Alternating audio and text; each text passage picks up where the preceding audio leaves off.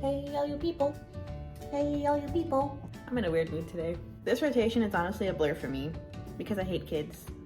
Just kidding. Today we're going to talk about how to do well in your pediatrics rotation.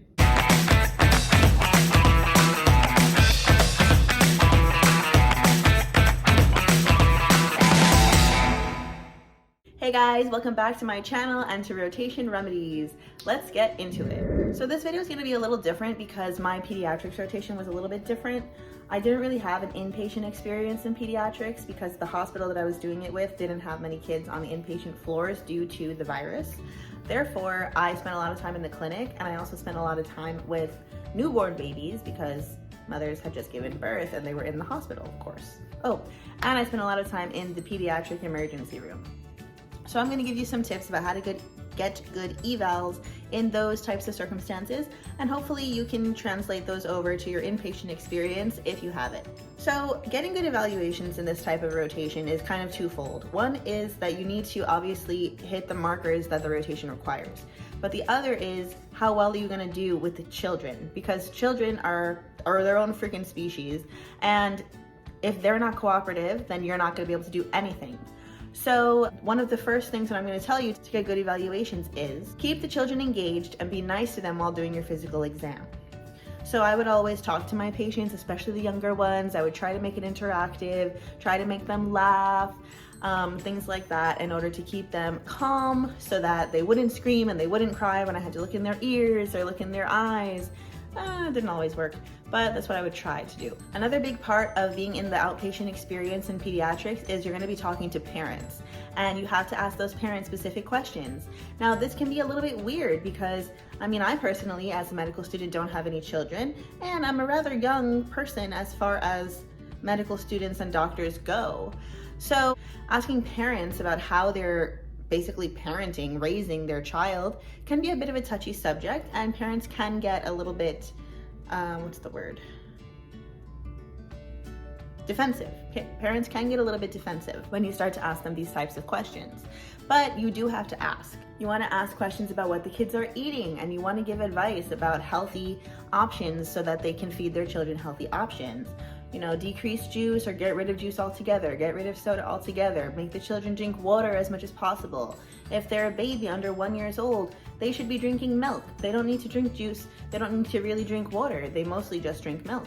Advise good foods, exposing the children to all different types of foods so that they don't grow up to be a picky eater, and advise physical exercise and activity and not so much screen time per day. Make sure you're talking about bedtime, what time is bedtime, and where do the children sleep, especially if it's a newborn baby. They shouldn't be sleeping with the parents. They should be sleeping in their own crib with nothing around them, no blankets. These are the types of things that you're going to be talking to parents about, and it can be a little weird if you don't even have kids. At least that was my experience.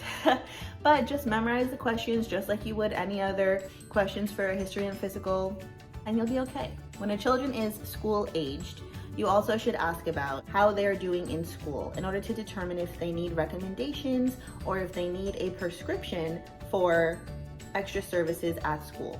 We need to destigmatize students needing learning help in schools because it only ends up holding back students, especially the minority students who might need extra help from reaching their full potential. A lot of parents might not want their children to be receiving extra help and extra services because of how it may look or how they perceive their child may be perceived by other adult individuals in the world, but the only person that hurts is the child.